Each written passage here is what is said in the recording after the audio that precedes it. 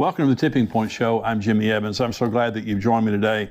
I've got a really good program for you today. I'm talking about, is this the last pope? Is St. Francis the last pope? And I'll tell you in just a minute why many believe that.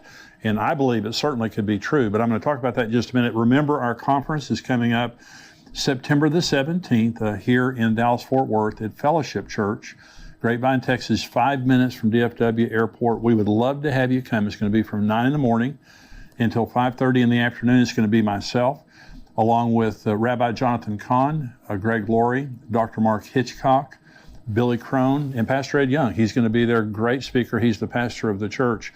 We would love to have you come and be a part of the conference that day. It's a week before Rosh Hashanah. Now, I believe the Feast of Trumpets, and I believe that some year the rapture will occur during the Feast of Trumpets. It's the fifth feast. The first four feasts have been literally fulfilled. This is the fifth feast. I believe the fulfillment of that is going to be the rapture. It's a 2-day feast. So if I told you that Jesus was going to come for the church during the Feast of Trumpets, you still don't know the day or the hour. In fact, one of the things that the Jews call the Feast of Trumpets is the day that no one knows. So this is a week before the Feast of Trumpets, and the purpose of it is to encourage us and to educate us about what's going on in the world and to prepare our hearts for the return of Jesus. Now, it may not be this year. I'm hoping it's this year with all the things that are going on. We would love to have you be a part of the conference. It's $99 for the conference to physically attend, $49 for the live stream, and the live stream is good for 30 days. If you can't watch it that day, you've got 30 days to watch it, and you get a 20% discount. For all of our YouTube viewers, we're giving you guys a 20% discount. So if you'll just go on conference.endtimes.com, the information's there on your screen, and just enter into the promo code there, endtimes20, you'll get a 20% discount. And so we'd love to see you there. It's going to be a fantastic conference, and I can't wait for that time. I'm waiting for Jesus to return. And so you say, Jimmy, you're an escapist. I really am. Jesus said, pray that you may be counted worthy to escape all these things and to stand before the Son of Man. We're going to occupy until Jesus comes, but I'm praying that Jesus comes very soon. And with all the signs of the times that are happening, and I'm talking about on the program today, I really do believe that Jesus is coming very soon. So we would love to see you at the conference on September 17th right here in Dallas-Fort Worth area. And on the website there, when you go to conference.endtimes.com, we have hotel information, airline information, all that kind of stuff is right there on the site. Now, I want to talk in this message about the final pope. And you say, well, why do we believe that Francis could be the final pope? Well, here's a book by my friend Tom Horn and also Chris Putnam. Chris has gone to be with the Lord, but Tom is my friend. And this book is called Petrus Romanus, which means Peter the Roman. And the subtitle is The Final Pope is Here. Now, this is a very thick book, very well written, very well documented. And Dr. Tom Horn believes that this is the final pope. And I'll tell you in just a minute what the Lord showed him about the final pope. So this book, Petrus Romanus, it goes back to a prophecy of the popes, which is a short, 112 short cryptic phrases in Latin, which purport to predict all of the future Roman Catholic popes, beginning with Pope Celestine II. Now, the prophecies were first published by Benedictine monk Arnold Wyon in 1595. And Wyon attributes the prophecies to St. Malachi, who is a 12th century archbishop of Ireland. And according to an account put forward in 1871, Malachi was summoned to Rome in 1139 by Pope Innocent II. Now, so he went from Ireland to Rome, but he didn't go by the sea. He went by land. He traveled the continent of Europe, and he was struck, sickened, when he went across the continent of Europe by the squalor, the poverty, the disease, just how downtrodden the people were, the masses, all across Europe until he got to the Vatican. When he got to the Vatican, he was sickened by the opulence and the luxury. It was exactly the opposite of what everyone else was going through, and it just broke his heart. And so while he was there, he purportedly experienced a vision, and in the vision, he saw 112 future popes, which he recorded as a sequence of cryptic phrases. And the manuscript was then deposited in the Vatican archives and forgotten all about until it was rediscovered in 1590. It's highly contested in a lot of the Catholic circles. A lot of people believe that it's a forgery. They don't believe it's true. They contest, by the way, that the prophecies of the popes before 1590 are more accurate than those after 1590. What they're saying is, somebody doctored the thing up. They're saying that St. Malachi had these visions, and so they went back and made all this stuff up, and they go forward, and they're not as accurate. And I'll show you in just a minute. And this is documented in this book, Petrus Romanus, what he said about many of the popes that are more current, and this current pope right now. And so if the St. Malachi prophecies are true, the significance is, he said there were going to be 112 future popes. And the number 112th Pope was going to be the last Pope. And the question is, Pope Francis, currently the Pope, what number is he? He's number 112. He has been the 112th Pope since St. Malachi gave the prophecies, if in fact his prophecies are correct. And so let me just tell you why I believe that they very well could be correct. Now, the interesting thing about Pope Francis is he's 85 years old and he's not in good health. The latest picture I saw of him was he was in a wheelchair and he was talking about retiring. And the Benedict, before Francis, was the first pope in 600 years to step down and to retire. He's still living at Vatican City. We were at the Vatican about 4 years ago, and he was there. He's still living there. And so let's just kind of give you some proof, some reasons that I believe that the prophecy of the popes is true. And the first is, what are the chances out of 112 popes that the final one would occur when all the other end time signs have been happening for 70 years? It's astronomical. In other words, and by the way, if Benedict would not have resigned, he'd still be pope. He's still alive. The popes don't retire. Popes die. They die in office. And so Benedict retired, giving Francis the opportunity to step in and be the 112th pope. So remember, Israel's 74 years old. Okay, and the Pope now is 85 years old. Here's what Jesus said. Learn this parable from the fig tree. When its branch has already become tender and put forth leaves, you know that summer is near. So you also, when you see all these things, know that it is near at the doors.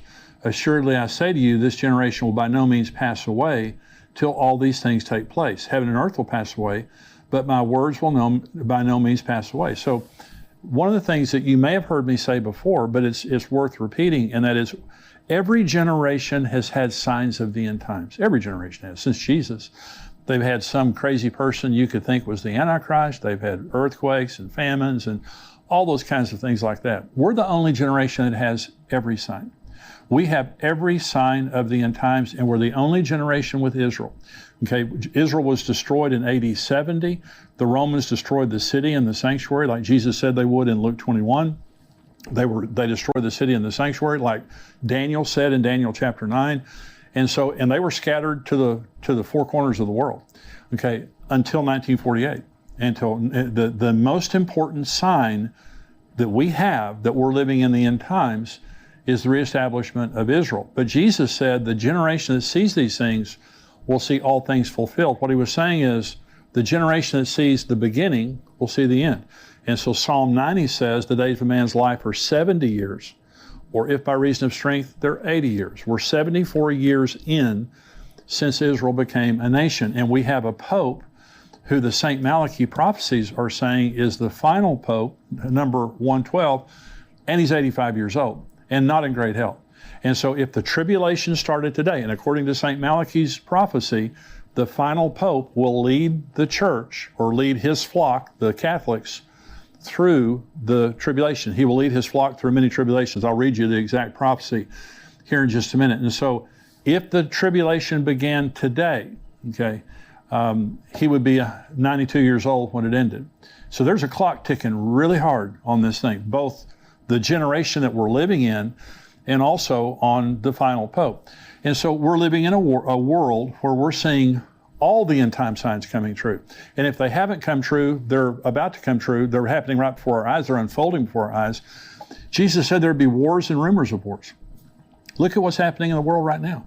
Look what's happening in Russia, in Iran, China, and Taiwan. Russia and Ukraine, China and Taiwan, Israel and Iran. There are wars and rumors of wars all over the world. We have the first generation. When I was 10 years old, I came home one day and my mother was washing out pans and storage kind of vessels. and I asked her what she was doing, and she said, we're going to a war with the Russians, and we practiced in our school regularly nuclear drills where we had to get under our desk, like that's going to help, if a nuclear bomb goes off. But we had to go get under our desk. Since I was 10 years old, this is the most serious nuclear threat that we've ever faced before. Vladimir Putin is maniacal. There's no doubt about that, and he's threatening, Norway, Sweden, all these countries, all the NATO countries. Us in America, he is threatening us with nuclear weapons on a regular basis. Anytime somebody defies him, this is the most serious nuclear threat in my lifetime. And so we have wars and rumors of wars. Jesus said there would be pestilence. Look at the COVID. COVID is still making people sick all over the world, but we're in the third year now, almost the third year of COVID. And so look at all that's happening in the world.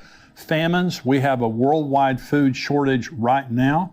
Where you have baby formula shortages, the worst crop in China's history. Their winter wheat crop was worse. 71% of the United States wheat crop was affected by drought. Where I'm from in the Texas Panhandle, somebody told me last week that their entire wheat crop is wiped out. That's the breadbasket of America up in the Panhandle of Texas in that area. And so famines, we have a very serious possibility of worldwide famines that are happening because of bad crops all over the world, and the fact that the sanctions are on Russia, and Russia and Ukraine export 1/3 of the world's grain. So we have a very serious thing. Worldwide fear and panic. Jesus said that men's hearts would fail them for fear and the expectation of things that are coming on the world. Mental health issues are epidemic. And suicide is epidemic, especially among young people. There are a lot of people killing themselves. And this is what Jesus said would happen because of just the oppression of the things that are happening, multiple things that are happening. People would just lose heart. Worldwide anti-Semitism. One of the things that has to happen for the end to happen is the whole world has to hate Israel, because the last scene of human history is Armageddon, when all the world marches against Israel. And by the way, right now, and I was telling you last week that President Biden wants a two-state solution for Israel. He's going to Jerusalem next month in July. He'll be the first president ever to visit East Jerusalem. He will visit it without any Israelis with him. They are bypassing the Israelis and opening an embassy now, a consulate in East Jerusalem, formally recognizing East Jerusalem as the capital for the Palestinians, and going to pre-1967 boundaries. This is what they're pushing for, which means 200,000 people, 200,000 Jews lose their homes in East Jerusalem, 400,000 Jews lose their homes in Judea and Samaria, known as the West Bank. They also lose the Golan Heights. It's not going to happen. And so anti-Semitism is rising all over the world. In Israel, in the United Nations Human Rights Council, the only standing agenda item is Israel. Every single time the Human Rights Council of the United Nations meets, they talk about Israel. And by the way, America called their hand on that just recently, which is a good thing.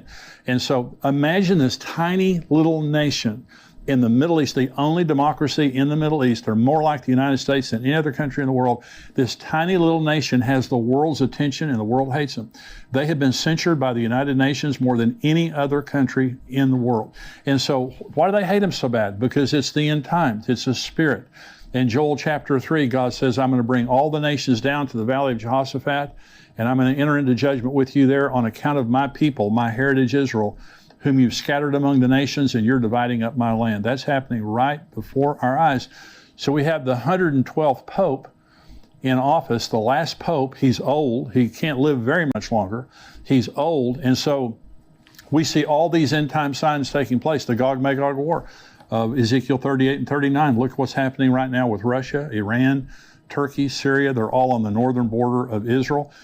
Israel bombed the airport, the Damascus airport, just a few days ago.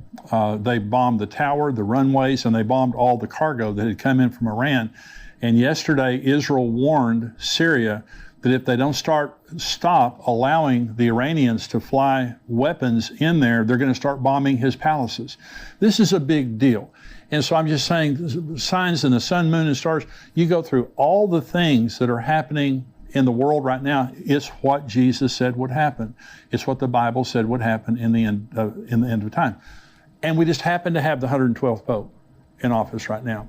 And so I'm saying that's one reason that I believe that it's true. Now, if he dies or if he retires, well, it's going to put that to bed real quick. If you have 113th Pope, well, that does away with all the conjecture right there. But for right now, we have number 112 in office. This book, Petrus Romanus, they talk about in the book, they document all the things that different popes that St. Malachy said about different popes. Let me read you just one of these. This is Pope Benedict XV. And from 1914 to 1922, he was the Pope. And St. Malachy said of him, religion depopulated. Okay, so in other words, he didn't know his name, but he just described Pope Benedict as religion depopulated. Okay, well, was that true? Well, he was the Pope during World War I, and during World War I, the Catholic Church was devastated as far as their members are concerned, but the Russian Orthodox Church lost 200 million members because of the Bolshevik Revolution, and some were killed and persecuted. So 200 million people left the Russian Orthodox Church because during the time of Pope Benedict XV, exactly what St. Malachy said would happen. And so Pope Benedict, by the way, the former Pope before Francis, his resignation was shocking because he was the first Pope in 600 years to resign. Of course, like I said before, he's still alive, but here's the interesting thing. Tom Horn saw in a vision, the Lord gave him a vision that Pope Benedict was going to resign in April of 2012. He said it publicly, that he was going to resign. Okay, well, it hadn't happened in 600 years, so it sounded kind of crazy. Well, so 2012 came and went, April 2012 came and went, and then the following year, in 2013, the Vatican announced that Pope Benedict was resigning. And then they gave an interview to the New York Times, and in the New York Times, they said he had actually resigned in April of 2012, and they were just now making it public.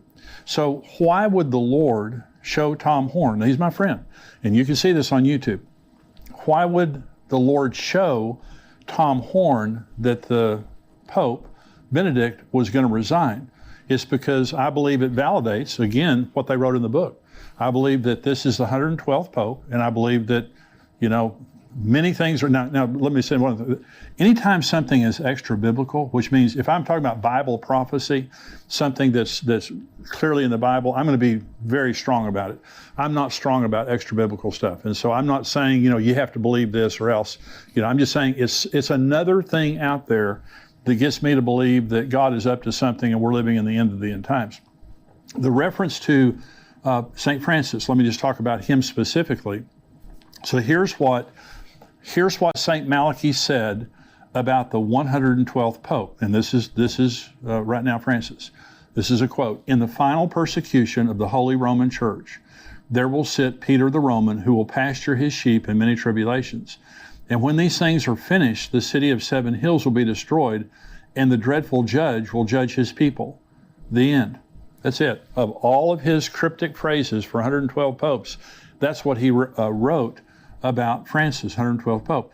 And so right now, he's saying that this Pope is going to lead his flock through many tribulations. And then the city of 7 hills will be destroyed. That's Rome. Rome is the city of 7 hills. Rome will be destroyed. Okay, and many people believe now that the Pope is the false prophet. Some people believe the Pope is the Antichrist. But they believe now that the Vatican City, Rome, will be a place of judgment when Jesus returns, judging the false prophet, the Antichrist, those kinds of things. So is it true? In other words, is it true that this is the 112th Pope and he's going to be, the false prophet and lead his flock through many tribulations? We'll see. Now, by the way, when it says Peter the Roman, in this Petrus Romanus means Peter the Roman, and St. Malachy used the name Peter the Roman. So is that his name? Well, Pope Francis' real name is Jorge Mario Bergoglio. And so, but why would he be called Peter the Roman? Well, remember, his name as a pope is St. Francis, or Pope Francis. And he gets that from St. Francis of Assisi. And St. Francis of Assisi's real name was Giovanni di Pietro, that's Peter, di Bernardone. That was his real name. He was Italian, he was Roman. His name can literally be translated Peter the Roman. So it's all these things are interesting. And so do I believe it's true? Based on what I know, I believe it's true. And again, I want to say it's extra biblical, so I'm not being dogmatic about it. But I believe it's very interesting that back in the 13th century, that we had a Archbishop of Ireland who was sickened as he went through Europe and saw the squalor and also the opulence of the Vatican. And if these things are true, the Lord gave him all of these pictures of 112 popes, and he sat and wrote it down with great accuracy in some cases, like I just showed you about the Pope during World War I. And now we have the 112th Pope sitting at the Vatican, old, and we'll see. And I believe, and I've said this before, I don't believe we're living in the end times. I believe we're living at the end of the end times. All these things are coming, to fruition at the same time. And I think it's just another reason to look up, because our redemption is drawing near. It's another reason for us to be careful in the way we're living our lives. Be careful to believe the Bible and to keep your eyes on Jesus and live your life in the right way. There are a lot of people mocking and scoffing and living like, there's nothing's going to happen, and that Bible prophecy isn't true. I believe every word of Bible prophecy is true, and we see all these things taking place like Jesus said they would. And very interestingly, we see the 112th Pope sitting in office right now. I hope that this has been a blessing to you. Now, those of you who are watching on YouTube, hey, be sure and subscribe to our YouTube channel and like this so that everything we have coming out, you'll be able to see it as it comes out. Also, endtimes.com, I'm going to continue on now with this podcast. The entire podcast goes to the subscribers of endtimes.com at $7 a month, $77 a year. We would love to have you be a subscriber to endtimes.com. We have articles that come out through the week, videos that come out through the week, myself, Mark Hitchcock, also Greg Laurie. I'm interviewing next week on the show Rabbi Jonathan Kahn. We have different interviews with different experts on different subjects. We would love to have you be a subscriber to endtimes.com. Thank you for joining me today. God bless you. I want to thank you for watching this Tipping Point clip, and I want you to subscribe to the channel. I want you, if you're not a subscriber, go ahead and click subscribe there. And thank you for watching and subscribing. I want you to join